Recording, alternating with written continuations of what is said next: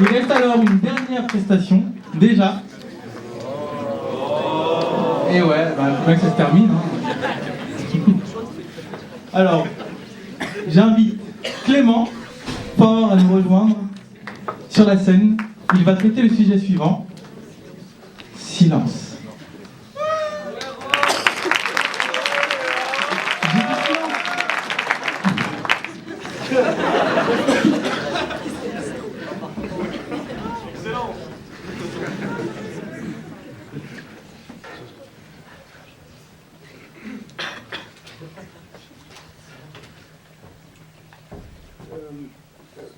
Vous êtes là.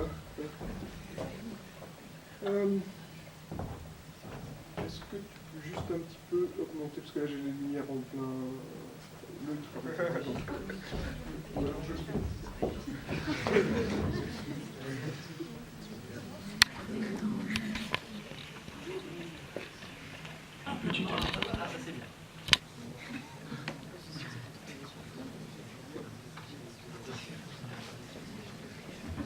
Et voilà, je suis de retour. Désolé. Nos smartphones sont en silencieux, et c'est peut-être une bonne chose. Si je devais décrire notre société, alors sans détour, je la dirais non silencieuse. Figurez-vous, vous êtes dans la rue, grondement des boulevards sur votre droite, rugissement des grosses cylindrées sur l'autre rive, clameur des foules pressées dans les rues piétonnes. Du tram bondé jusqu'au pied de l'immeuble, le bruit n'a pas cessé. Cliquetis des clés dans la serrure. Arrivé chez vous, le bruit est toujours là. Le flot des chasses d'eau, le murmure du réfrigérateur, le souffle incessant de la VMC, du bruit, du bruit, du bruit.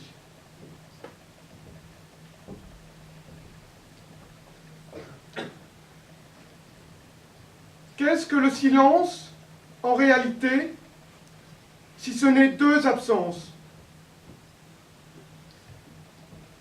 Nous avons deux types de silence. L'un associé à l'absence de sonorité, l'autre à l'absence de parole. Ne rien entendre ou ne rien dire, voilà les deux silences de mon discours. Mais alors, quel est donc ce rapport presque pathologique que nous entretenons avec ce silence? Je crois que le silence, en tant qu'absence de sonorité, à travers son apparence éphémère, son existence limitée par les mots et son infinité, fait peur. Une âme d'expérience n'a-t-elle jamais troublé votre travail en vous lançant « Mais comment peux-tu travailler avec tes écouteurs ?» Eh bien oui, dans le silence, on réfléchit mieux, et c'est sans doute pour cela qu'on en a peur. Le silence terrorise puisqu'il vous emmène devant vous-même. Aujourd'hui, le silence se fait petit, tente d'exister, entre d'innombrables publicités, un flux d'informations incessant, la musique dans les supermarchés, entre Snapchat, Instagram ou Facebook. Que celui qui maintenant n'a pas reçu une notification me jette une pierre. Je ne vois aucune pierre à terre. Voilà, à chaque notification, le silence vient d'être détruit, et la plupart du temps par des futilités dans lesquelles nous pensons exister.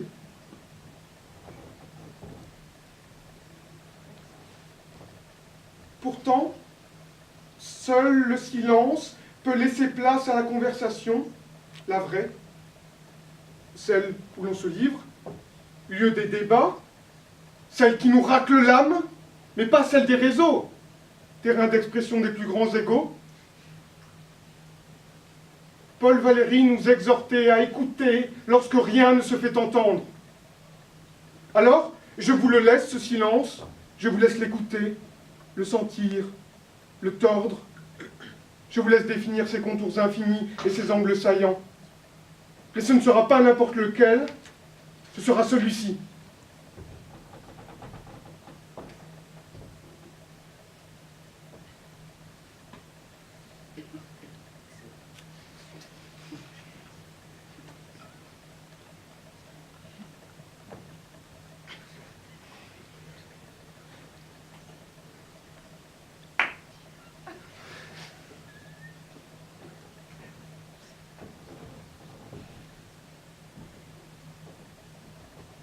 Alors maintenant, je vous le demande, était-ce effrayant? Était-ce insupportable? Était-ce insurmontable? Était-ce terrifiant? Rares sont les moments où nous pouvons les vivre, ces silences, car il nous faut un son, du son, toujours un fond sonore, toujours pour mieux nous étouffer.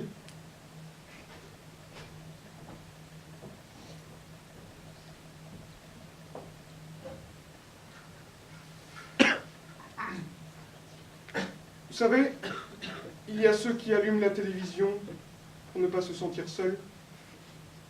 Il y a ceux qui l'éteignent pour ne pas se mentir. Le silence, c'est cette porte. Le silence, c'est cette porte redoutée qui ouvre vers un néant abyssal, celui-là même que Pascal a si bien su décrire comme une angoisse du vide que l'on tente de masquer sous le divertissement. Accepter les silences, les faire vivre et les vivre, c'est accepter le temps qui passe, sans déni, sans le décorer, sans le maquiller pour tenter de lui donner une apparence plus confortable, moins effrayante, plus abordable. Il existe pourtant aujourd'hui quelques survivances du silence, lors de marches silencieuses pour se recueillir, pour mettre en avant ses convictions. C'est aussi le lot des moines qui font vœu de silence, ou celui qui entoure la méditation ou la recherche de la pleine conscience. Mais c'est évident, l'expérience du silence se fait en marge et semble réservée aux marges. Comme si l'ordinaire ne pouvait souffrir l'existant, comme si l'ordinaire ne pouvait souffrir l'expérience du silence. Comme si cette expérience du silence était réservée à un moment précis où la parole est défaite, où elle ne peut plus rien, où elle se meurt et s'efface.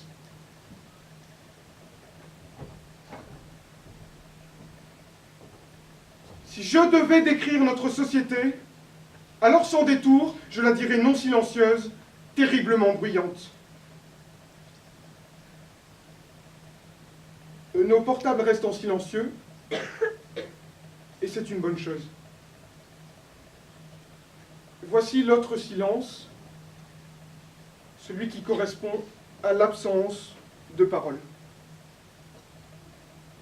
Mais taisez-vous! Taisez-vous!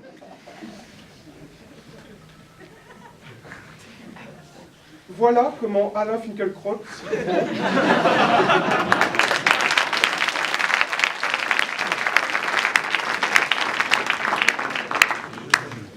Voilà comment Alain Finkielkraut s'y prend pour demander le silence. Le paradoxe est là, exiger le silence en hurlant. Mon discours entier se joue de ce paradoxe. Rien de mieux que de parler pour faire l'apologie du silence. Le silence, autant que la parole, est un droit fondamental.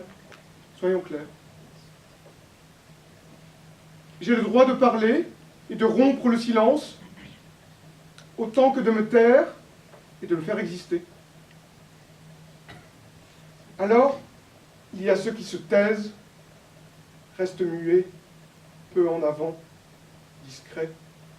Si je devais me taire, à bien des yeux, eh bien j'arrêterais d'exister. Car dans notre société, celui qui se tait, c'est celui qui ne sait pas, celui qui n'intéresse personne, celui qu'on écoute peu, celui qu'on fige derrière une chape silencieuse, celui qu'on réduit, eh bien vous savez quoi, à son silence. La personne qui n'ose rompre le silence a bien souvent peur d'en dire trop, au mauvais moment, au mauvais endroit, et se réfugie dans l'ombre du silence, ombre noire, mais accueillante autant que protectrice. Alors on ne prend pas le risque d'exister devant les autres, on existe certainement intérieurement, et de façon extrêmement limitée à soi. Sur l'autre rive, là-bas, il y a ceux qui parlent, par tous les temps, qui parlent beaucoup, sans cesse, à tort et à travers, vent dans le dos, ou à contresens. Pas l'ombre d'un doute, enfin, pas l'ombre d'un silence, pas l'ombre d'un doute. Je me fourvoie, je crois exister, sous prétexte que j'occupe l'espace. Évidemment, j'ai le droit de parler, de donner mon avis, de tordre le silence, sur le moment, de ne lui laisser aucune place, mais à une seule condition simple, tu n'as rien à dire de mieux que le silence, devine. Hâte-toi de faire. Si je devais décrire notre société, toujours la même chose, hein, sans détour, je la dirais non silencieuse, terriblement bruyante et frileuse. Vos portables étaient en silencieux, et c'était une bonne chose. Nécessairement, si l'on veut faire l'expérience de cette silence, ceux des autres, seuls ou ensemble, il est impératif de rompre le silence en affirmant ses désirs, ses convictions et ses faiblesses. En somme, ne pas rester dans l'ombre, mais dans le même temps, accepter de ne pas être en permanence sous la lumière des mots, et accepter de se taire, et aimer se taire, si rien n'est mieux.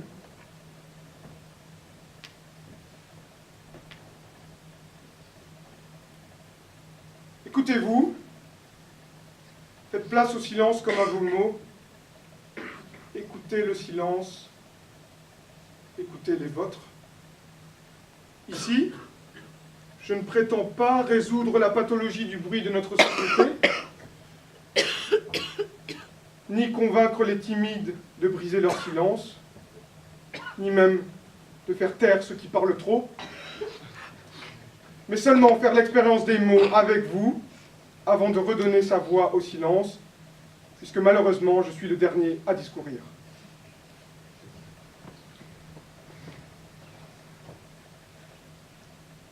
Et là, c'est Jacques Brel qui vous le dit.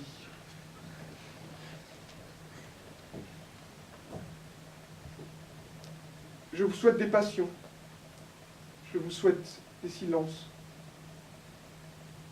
des chants d'oiseaux et des rires d'enfants.